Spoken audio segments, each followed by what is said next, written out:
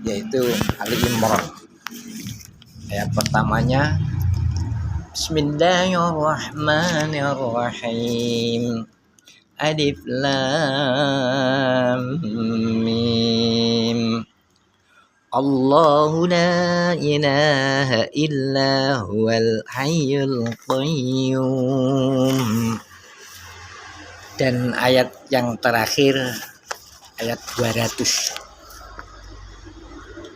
Ya ayyuhalladzina amanu sabiru wasabiru warabitu wattaqullaha la'allakum tuflihun.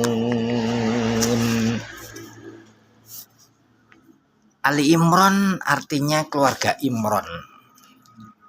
Surat ini diturunkan di Madinah. Jumlah ayatnya 200. Diturunkan sesudah surat Al-Anfal. Surat ini erat sekali hubungannya dengan surat Al-Baqarah, seolah-olah isinya melanjutkan surat Al-Baqarah. Di antara isinya ada 11. Yang pertama menerangkan bagaimana tanggapan manusia terhadap seruan Rasulullah. Sebagian menolak dengan berbagai alasan yang dibuat-buat. Ada pula yang ragu-ragu, tidak dapat mengambil keputusan akan beriman atau tetap kafir. Ada pula golongan yang mantap imannya, tidak dapat digoyahkan. Kedua, menguraikan sejarah keluarga Imran dan menerangkan kejadian Isa yang menyerupai kejadian Adam, sama-sama tidak mempunyai bapak. Allah Maha Kuasa. Lebih dari itu pun Allah dapat diciptakannya. Lebih dari itu pun dapat diciptakannya oleh Allah. Ketika menerangkan betapa jauh menyimpangnya orang-orang Yahudi dari jalan lurus petunjuk nabinya.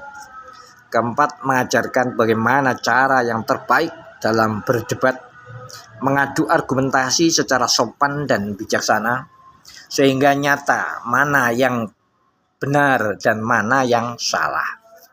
5, menerangkan bahwa syuhada mempunyai tempat yang terhormat.